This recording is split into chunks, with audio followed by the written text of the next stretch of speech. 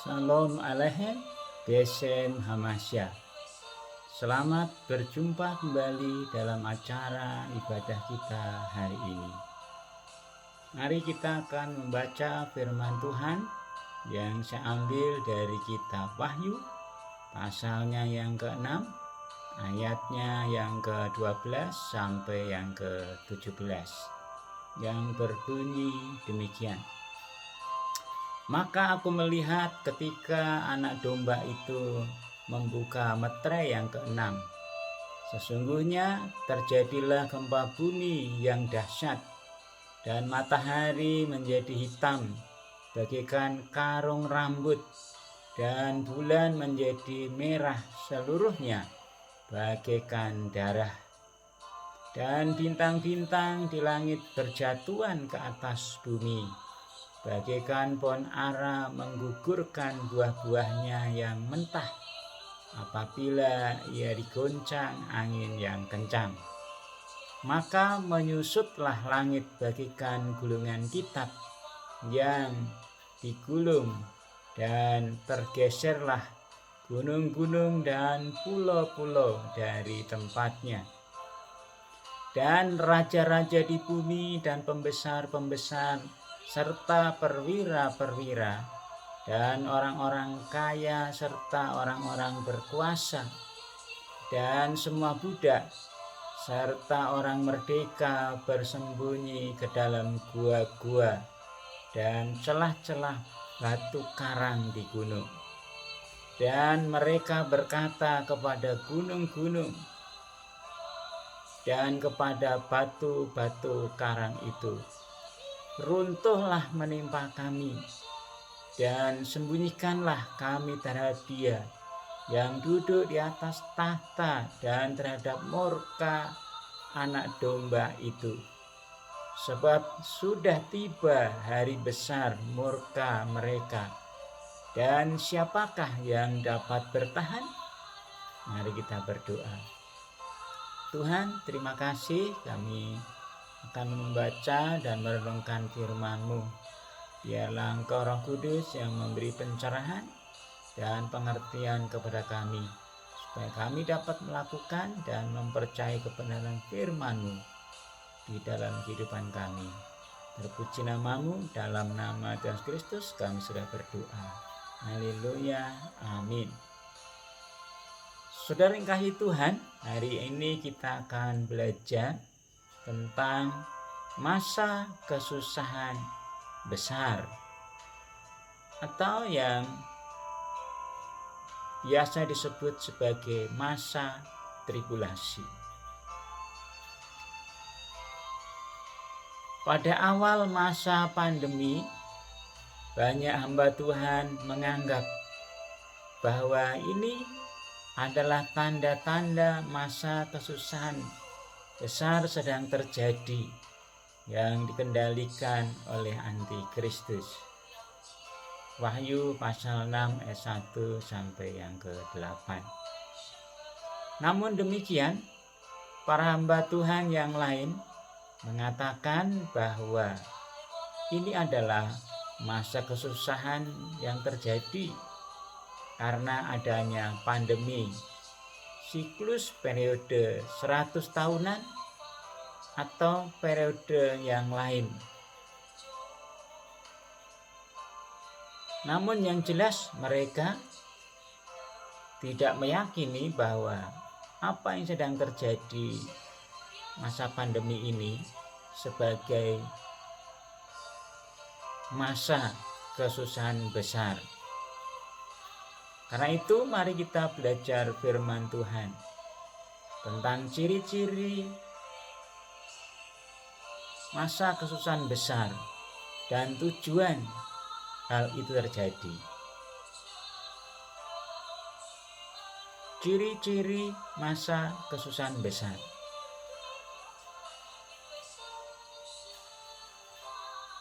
Pertama, terjadi secara universal, yaitu di seluruh bumi, bukan bersifat lokal. Mari perhatikan firman Tuhan dalam kitab Wahyu pasal 3 ayat 10. Karena engkau menuruti firman-Ku untuk tekun menantikan Aku, maka Aku pun akan melindungi engkau dari hari pencobaan yang akan datang atas seluruh dunia untuk mencobai mereka yang diam di bumi. Firman Tuhan berkata bahwa hari pencobaan akan datang atas seluruh dunia. Jadi bersifat universal. Janji Tuhan kepada jemaat di Philadelphia dalam kitab Wahyu pasal 3:10. Tuhan berjanji akan melindungi jemaatnya. Namun masa kesusahan itu atau hari pencobaan itu akan datang atas seluruh dunia. Itu berarti bersifat universal, bukan lokal.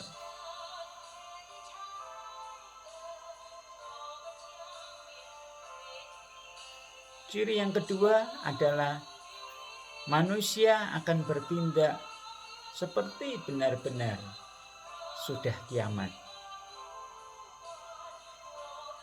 Wahyu pasal 6 ayat 15-17. Dan raja-raja di bumi dan pembesar-pembesar serta perwira-perwira dan orang-orang kaya serta orang-orang berkuasa dan semua budak serta orang merdeka bersembunyi ke dalam gua-gua dan celah-celah batu karang di gunung.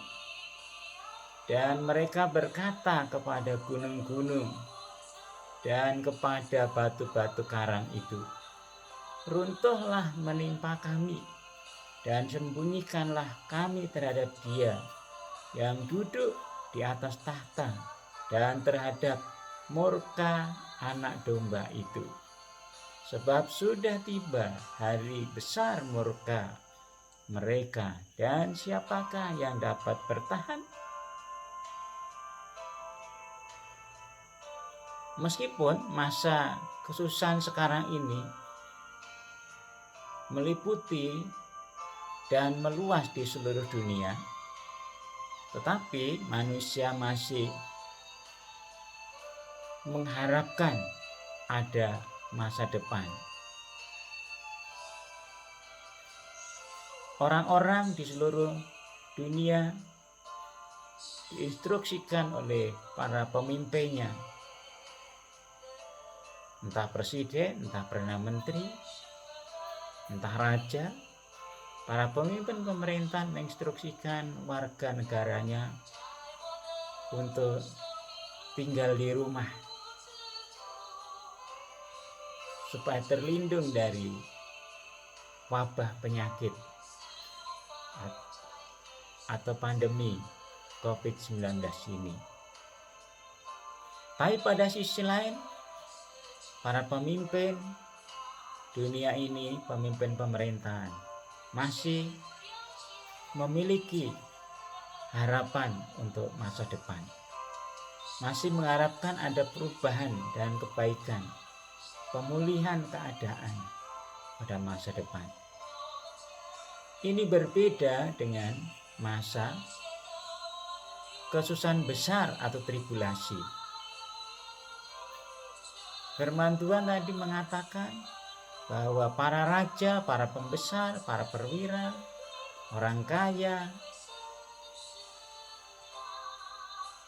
orang-orang yang berkuasa, para budak ataupun orang merdeka, mereka punya ketakutan, mereka bersembunyi, tetapi mereka tidak memiliki harapan untuk masa depan. Mereka lebih mengharapkan kematian terjadi atas mereka, karena betapa susahnya penderitaan yang terjadi pada masa kesusahan besar.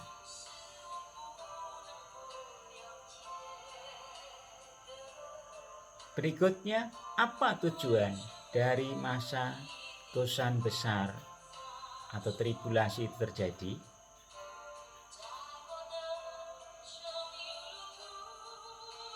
Mari kita perhatikan firman Tuhan. Tujuan dari masa kesusahan besar atau tribulasi terjadi, yang pertama, untuk mempersiapkan bangsa Israel menerima Kristus melalui kedatangannya kembali.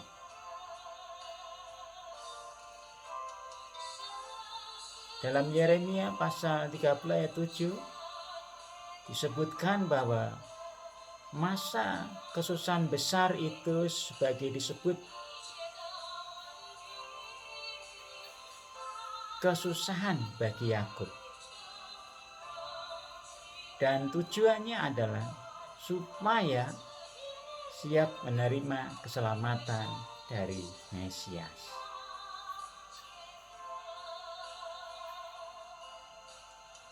Perhatikan firman Tuhan, Yeremia 30 ayat 7 tadi. Hai, alangkah hebatnya hari itu, tidak ada taranya. Itulah waktu kesusahan bagi Yakub, tetapi ia akan diselamatkan daripadanya. Jadi maksud daripada kesusahan besar atau tribulasi adalah untuk mempersiapkan bangsa Israel menerima Kristus atau Mesias melalui kedatangannya kembali.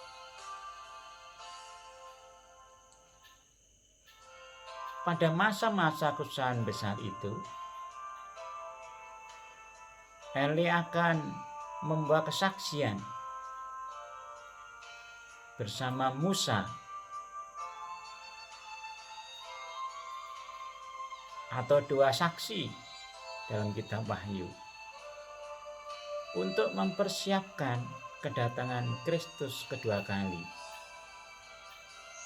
Maleakhi pasal 4 ayat 5 sampai 6. Karena dalam masa kesusahan yang hebat, sehingga ada banyak orang Yahudi yang akan bertobat. Wahyu pasal 7 ayat 1 sampai ke 8. Matius pasal 25 ayat 1 sampai 13, yaitu 5 gadis bijaksana. Mari perhatikan dalam Maleakhi pasal 4 ayat 5 sampai 6. Sesungguhnya aku akan mengutus Nabi Elia kepadamu menjelang datangnya hari Tuhan yang besar dan dahsyat itu. Maka ia akan membuat hati bapa-bapa berbalik kepada anak-anaknya dan hati anak-anak kepada bapa-bapanya, supaya jangan aku datang memukul bumi sehingga musnah.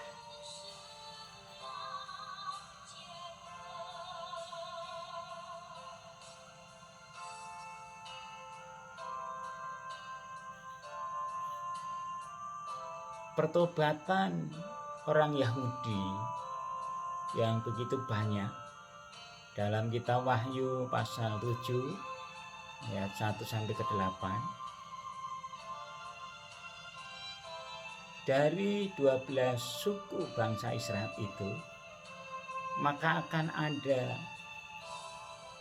144.000 yang menerima Yesus, yang dimeteraikan dalam keselamatan, dan mereka akan melayani menjadi saksi untuk memberitakan Injil Yesus Kristus kepada orang-orang pada masa kesusahan besar itu. Perhatikan jumlahnya ada 144.000 yang dimeteraikan untuk menerima Yesus, untuk menjadi saksi, yang adalah sisa dari bangsa Israel. Wahyu 7 ayat 4. Dan aku mendengar jumlah mereka yang dimeteraikan itu 144.000 yang telah dimeteraikan dari semua suku keturunan Israel. Perhatikan di sana daftarnya ada 12 suku Israel. Jadi itu tujuan yang pertama dari terjadinya masa kesusahan besar.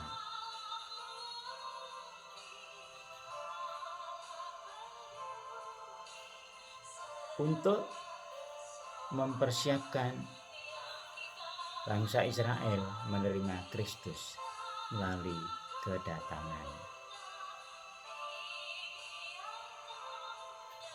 Yang kedua, untuk memberi kesempatan terakhir bagi bangsa-bangsa lain menerima Kristus. Allah menghendaki agar kerajaan 1000 tahun dihuni oleh banyak bangsa-bangsa lain yang sudah selamat melalui menerima kesaksian dari 144.000 sisa dari bangsa Israel. Ditambah masa kesusahan yang hebat itu, maka ada banyak orang dari segala bangsa dan suku bangsa dan bahasa menerima Kristus atau Mesias.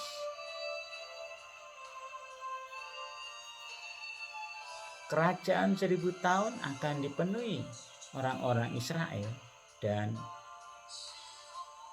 orang-orang non-Israel. Orang-orang tersebut adalah menerima kesaksian 144.000 saksi Kristus dari 12 suku bangsa Israel. Juga pelayanan 2 nabi, 2 saksi yang digambarkan seperti Musa dan Elia dalam kitab Wahyu. Perhatikan hasilnya dari bangsa-bangsa yang bertobat dan menerima Yesus Kristus. Dalam Wahyu pasal 7 ayat 9-10. Kemudian daripada itu aku melihat sesungguhnya suatu kumpulan besar orang banyak yang tidak dapat terhitung banyaknya, dari segala bangsa dan suku dan kaum dan bahasa, berdiri di hadapan tahta dan di hadapan Anak Domba, memakai jubah putih dan memegang daun-daun palem di tangan mereka. Dan dengan suara nyaring mereka berseru, keselamatan bagi Allah kami yang duduk di atas tahta dan bagi Anak Domba.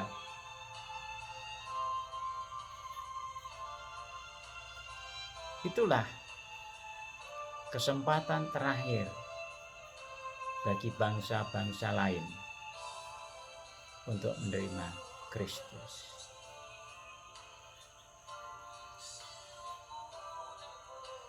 Tujuan kesusahan besar terjadi. Yang ketiga,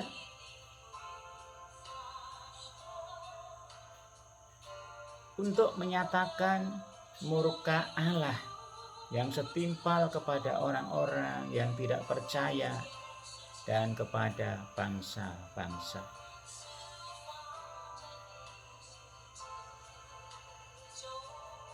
Dalam kitab Wahyu pasal 3 ayat 10 tadi, murka Allah itu terjadi atas seluruh dunia, yang disebutkan hari pencobaan yang akan datang atas seluruh dunia untuk mencobai mereka yang diam di bumi.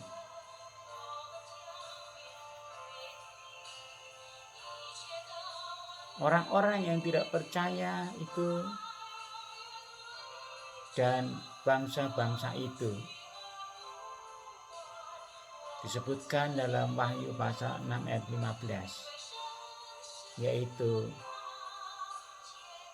para raja, para pembesar, para perwira, orang-orang kaya, orang-orang berkuasa, semua budak dan orang merdeka.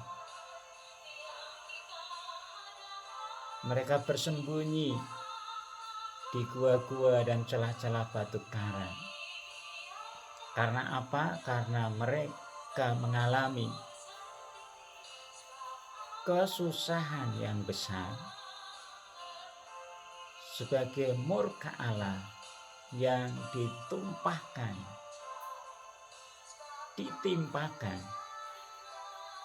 kepada mereka, yaitu orang-orang yang tidak percaya dan kepada bangsa-bangsa. Hal itu terjadi oleh karena kejahatan mereka, kemurtatan dan kemerosotan akhlak mereka. Wahyu pasal 14 ayat 8 menggambarkan demikian. Dan seorang malaikat lain, malaikat kedua, menyusul dia dan berkata, sudah rubuh Babel, kota besar itu, yang telah memabukkan segala bangsa dengan anggur hawa nafsu cabulnya. Itulah gambaran tentang kejahatan, kemurtatan, dan kemerosotan akhlak mereka, yang diwakili Babel, kota besar, yang mabuk dengan anggur hawa nafsu cabulnya, yang mempengaruhi segala bangsa. Demikian juga murka Allah terjadi oleh karena penyembahan berhala, khususnya kepada Satan. Wahyu 13 ayat 11 sampai 18.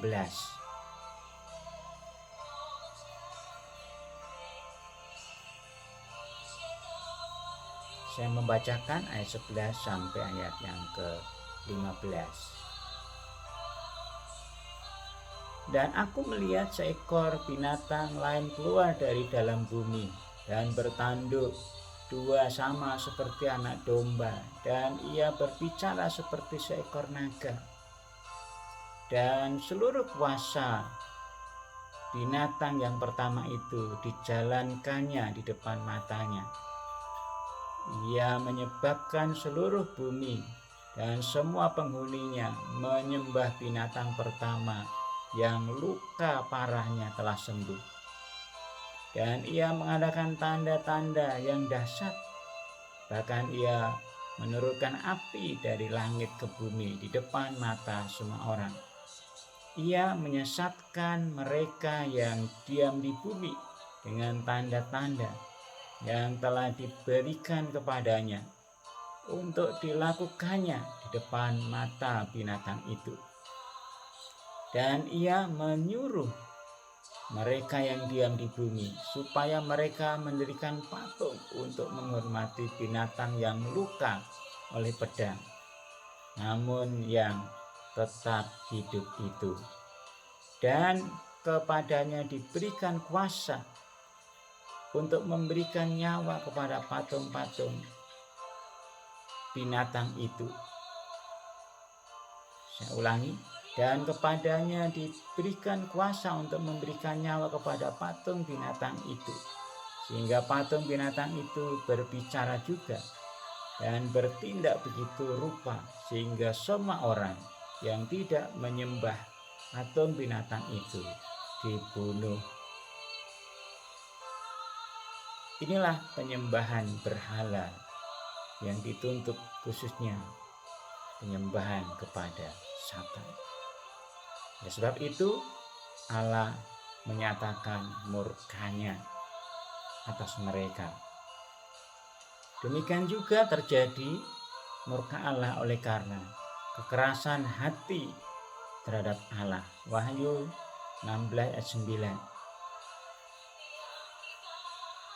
Dan manusia dihanguskan oleh panas api yang dahsyat.